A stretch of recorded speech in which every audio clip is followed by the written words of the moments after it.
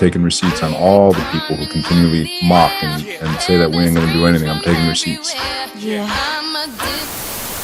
What's up, Jets fans? It's Christian from the Jets Report, and this week I'm joined once again with my co-host James for the second episode of the Taking Receipts podcast. How's it going, James? How we doing? Glad to be back after another win. Yep, we're 1-0 since we started the podcast. It's an awesome feeling. And, just diving right into the recent win versus the Broncos, I just want to get your thoughts on the overall game. I know, obviously, the injuries are on everyone's mind with AVT and Breece Hall. It's upsetting, but, I just want to get your thoughts on the game. As you said, I think it was a very bittersweet day for the team. I think Denver, specifically Mile High Stadium, has been a house of horrors for the Jets and a lot of teams in previous years. And so just to be able to walk out of there with a win, no matter how ugly it looked, is nice. But losing Breece and AVT obviously is basically the worst case scenario of anything that could happen to this team right now. AVT has been probably the most valuable player on the team, and Breece has carried the offense for the past 3 or 4 weeks and was really starting to hit his stride and look like one of the better running backs in this league. And so watching both of them go down and losing them for the season really hurts. But I think it opens up the door for a lot of guys who are waiting for their opportunity. And one guy that obviously comes to mind is Michael Carter, a guy who we heavily relied on last year.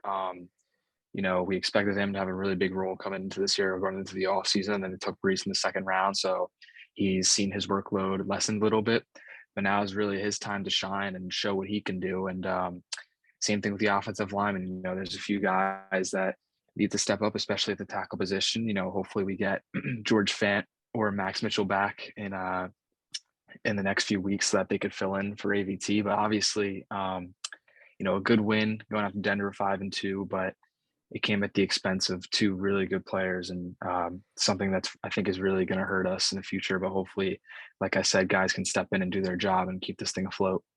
Yeah, absolutely. I mean, obviously wins are hard to come by in this league.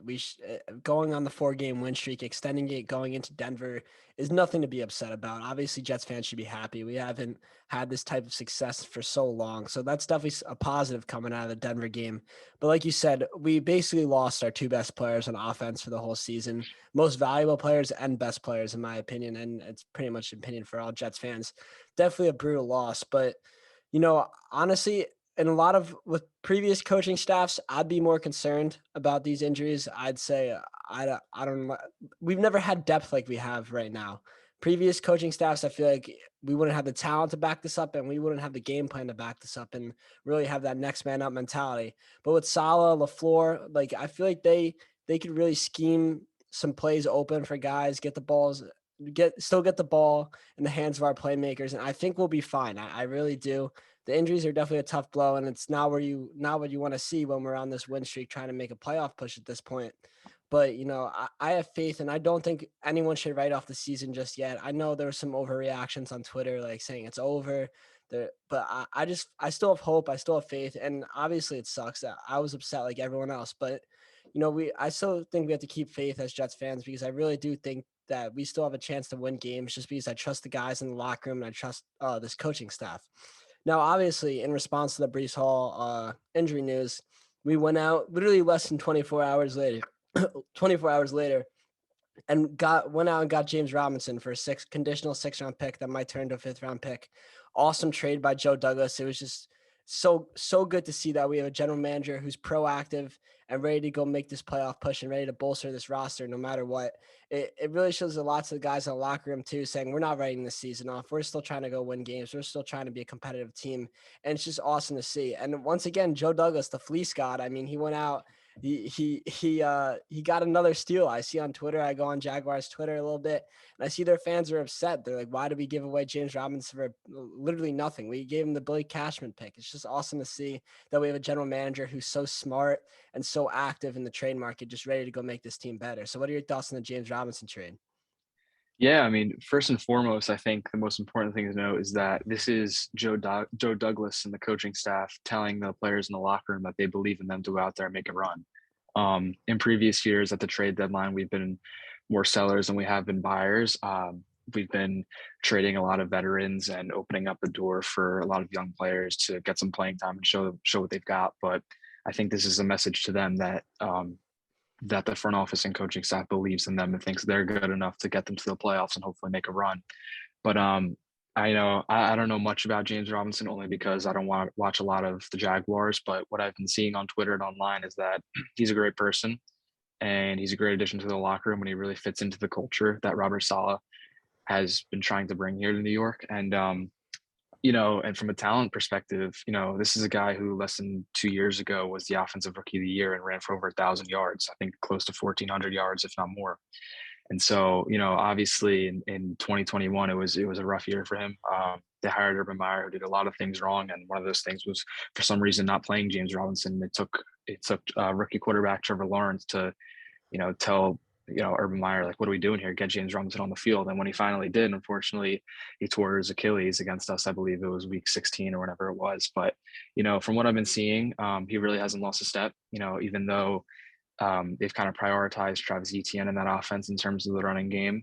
But post Achilles, I've read that he's still got that same burst, if not even better than he did pre-injury. And so I think that's really good to see. And I think a lot of fans maybe think that this is kind of sending a message to Michael Carter that the Jets don't believe in him, and I don't think that could be further from the truth. I think that the Jets have created an identity here, and that is a run first team. And they don't want Michael Carter to have to run the ball 20, 25 times a game and have that risk of getting injured. And so they really want two guys who can share that workload. And I think we have two really good ones in James Robinson and Michael Carter now. But, I don't think J-Rob is going to be able to fill the shoes of Breece, only because I think Breece is so talented and such a good player. But I think it's certainly a really good addition to this team. And again, it's Joe Douglas telling this team that he thinks they're ready. And I think and I hope that J-Rob's going to do a nice job of filling in and hopefully keep this great rushing attack we've had going, keep going. Yeah, absolutely. That's a great point you made too about just taking the workload off of Michael Carter, because obviously he's such a great back and Jets fans are ready to feature him this year in our offense. But last year in his rookie season, he did have injuries. He was not like 100% healthy. So definitely easing the workload for Carter and bringing Robinson in. I feel like they're going to complement each other so well too, because of the different styles they run. Carter's more of that like quick, you could dump it down to him, check it down to him, outside runner. And James Robinson's just that downhill bruising back. He's not the fastest guy in the world, obviously, but he's going to get the job done. And like you said, he's not going to fill Breece's shoes, because Breece was on track to be one of the best running backs in the NFL. But, he's going to do his job. He's going to lessen the workload from Michael Carter. And I feel like they're going to balance out this offense really well. And we could still keep the identity of running the football. But moving on, obviously, we have a big divisional game this week at home at MetLife. It's a blackout. We got the cool jerseys rocking, and we're playing the Patriots. And, the Patriots are stumbling into MetLife. They just got brutally beat at home by the Chicago Bears, which is such a terrible loss. They have QB turmoil right now. Who's starting? Jones, Zappi? Are they splitting time? There's a lot of confusion up in New England right now. And honestly, it's not something that us Jets fans are used to, because normally we're the team with turmoil stumbling into this game literally every year since 2015. So it feels good to have a little bit of change. And I feel like this is like the ultimate receipt game for Robert Saleh. Just everything the Jets have been through with the Patriots. Obviously, we haven't beat them since that magical 2015 game in Week 16. But over the years, I mean, you look just to the last year with guys on this team and Robert Saleh as the coach. They put up 54 against us at home in New England, and they were just running up the score late in the game. If that's not something that should piss the players off, and that's not a receipt that should be taken, then I don't know what is. So, I'm really excited to see how this team responds. I'm expecting a win despite the injuries. I'm sure you are too. I feel like it's definitely a winnable game because New England's stumbling into MetLife. So, what are your thoughts on that game? What do you think the keys are to that game? What are you feeling about it? Yeah, I mean, I think you can make the argument that this is going to be the most important game of the season, only because, like you said, we're dealing with the injuries, but there's a big difference between 6-2 and 5-3, especially um, with the juggernaut that the AFC has become, especially the AFC East now. You got the Bills at 6-1 or 5-1. You got us at 5-2. The Patriots are 3-4. The Dolphins are 4-3, and so you need as many wins as possible if you want to make that playoff run. And this is a winnable game, an extremely winnable game. I know everybody talks about, Belichick's going to have that team angry after, that beating they took from Chicago last weekend. And I get all that. But at the end of the day, it all comes down to the players. And I don't think that they have um, the same talent that they've had in previous years. I just don't think it's there. And so a coach can only do so much. But um, yeah, I think, this year the players have proved that they're very motivated to play the game internally, but they're also externally motivated by that bulletin board stuff. Salah had the whole taking receipts thing after week one, and look at how they've responded. And I saw Will Parks tweeted after Sunday night. He's like, I wasn't here last year, but I remember the Patriots were running go routes up 30 points in the fourth quarter of last year. Like, we didn't forget that. And so I think that's extremely important. The players are going to be hungry and they understand how important this game is.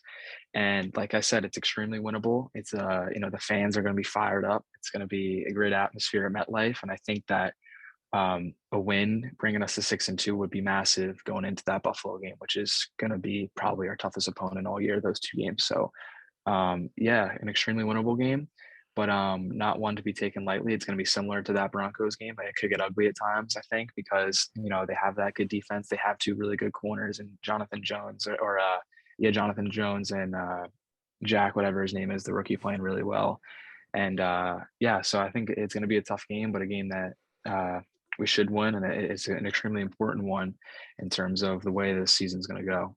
Yeah, absolutely. I know I was on Twitter today and I saw a stat where teams that go 6-2 make the playoffs about 81% of the time, and teams that are 5-3 make the playoffs about 63% of the time. So, that's a big difference. Obviously, there's no guarantees in the league. If we win this game, it's not like we're a playoff shoo-in, but it's definitely a huge defining moment in this season. How serious are we as a team? Are we just this team that started off hot the wheels are gonna fall off, or are we really a team that's legit and ready to win now and contend now and almost complete the rebuild in a way?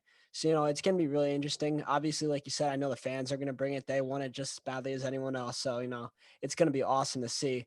And I know you talked about the Patriots defense and the type of game. It's going to be low scoring, hard running the football, good defense. I feel like we're ready to win that type of game. We win those type of games. We're that type of team who loves playing in those type of games. And I trust our defense. I think our defense is going to come in. They're going to step up like they've been doing during this whole win streak. And I feel like we have a legit chance at home to go get this divisional win and be 2-0 in the division to start the year, which is just awesome to see because we haven't had this type of divisional success in so long.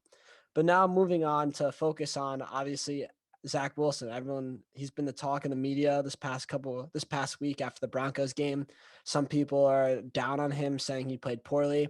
Obviously, I think it definitely wasn't his best game. Everyone knows that. He's definitely played much better than that. But you got to take into account the defense that he played, the guys that he was missing on offense. Obviously, AVT went out, Breece Hall went out, Corey Davis went out. We didn't have Elijah Moore. That's, a whole nother story. But, he was down a lot of guys playing in Denver against arguably the best defense in the league. I would say a top 3 defense in the league. Definitely. They're like that good. They've been keeping the Broncos in the games all season. So obviously you have to take his performance with a grain of salt. He didn't turn the ball over. He ended up going into Denver and getting the win. He definitely, I think fans should take it a little easy on him.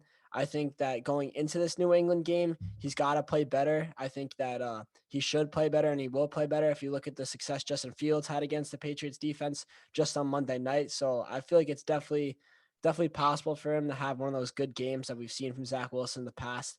So I just want to get your thoughts on what do you think Zach Wilson's going to do, and maybe a stat prediction if you have one, just that type of stuff in general. Yeah, like you said, I think the Broncos have a serious argument to have as having the best defense in the league. And if you look at the way they've performed at home, this year it's really incredible. We only scored 16 points on Sunday. That's the most amount of points they've given up at home all year. And so yeah, Zach was really bad. I'm gonna be honest. It was probably one of the worst games of his career. I think he was bailing the pocket a little too early a bunch of times. He was trying to make the big play, I think, a lot. And I think maybe him and LaFleur weren't on the same page at times. LaFleur, was calling a lot of those quick passes, quick screens, and Zach was looking more downfield. And so maybe they weren't on the same page. I don't know. I'm not in that room. I can't say. But yeah, it was bad. But I think, Zach is a kid that's been doubted his whole life. I think dating back all the way to high school. He wasn't the top rated prospect. He went to BYU. His first 2 years in college, he was maybe a mid-round pick, and then he really took that next step his junior year. So he knows what it's like to go through other people doubting him, and I think he's extremely motivated to go out this Sunday and have a game where he shuts everyone up. And as we all know, he struggled under pressure this year, and Belichick knows that. He's going to try to put Zach under pressure. They're going to be blitzing a lot. But the one thing about the Patriots is that they play a lot of man coverage. And so I think that it's extremely important for Garrett Wilson and Elijah Moore to beat that man coverage. And they're definitely capable of doing that. That's their strong suit. And so at the end of the day, it's going to be up to Zach to get the ball out of his hands quickly and get it in the hands of his playmakers.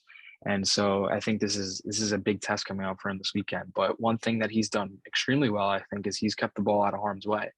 And because of that, we've been in games where he's given the offense and the team a chance to win by not turning the ball over. I think the past 4 or 5 games we've won the turnover battle, and every game we've won the turnover battle. And so I think it's extremely important, and he's doing a good job of that.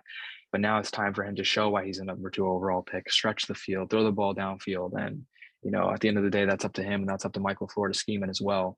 But, now that he's facing some adversity, without AVT, without Brees Hall, without Corey Davis, and Robert Saleh had said when he first got hired, he said, we're really not going to know a lot about this team until shit hits the fan and they face adversity. And right now, Zach's facing adversity.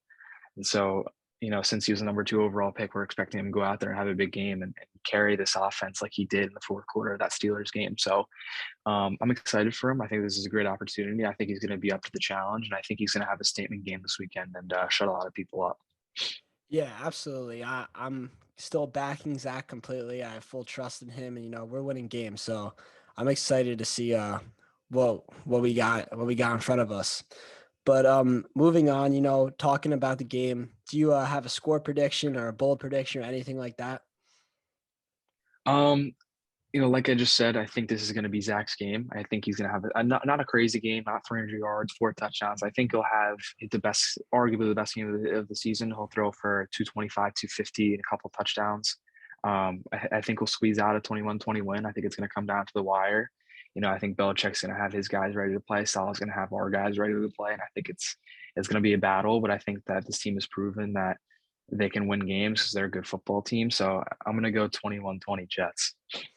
I'm with you. I think it's going to be a close, low-scoring game. I think the Jets come out and win 24-17. Pretty standard score. But I think we do win by a touchdown, a late touchdown. I trust Zach Wilson. Honestly, I feel like he might start off slow, just like we've seen him start off slow all year. But I think when the second half hits, he's really going to step up and show why he was the number 2 overall pick. I think he's going to throw about 220 passing yards, and we'll get him 1 touchdown. I feel like we're still going to try to run the ball a lot, but I definitely think he gets a 1 passing touchdown. I know he hasn't had a passing touchdown since the Steelers game, I think. So, Yep. I think he definitely gets one this week. I have confidence in him. And my bold prediction is I think Braxton Berrios gets 2 touchdowns on Sunday. I think he runs one in and he catches a pass from Zach Wilson. I don't know if you got a bold prediction yourself. Bold prediction. I'm going to say Garrett Wilson has his best game since that Cleveland game. I'm not going to say, the 100 yards, 2 touchdowns, and they'll be able to have 6 or 7 receptions, maybe 85, 90 yards and a touchdown. So I think Zach's going to look his way. He's getting open. So I think this is going to be Garrett Wilson's game. Yeah, that would be awesome to see. I definitely want to see Garrett Wilson get back on track because he's so good. Well, that about wraps it up. Thank you guys for tuning in. We'll see you guys next week, and go Jets.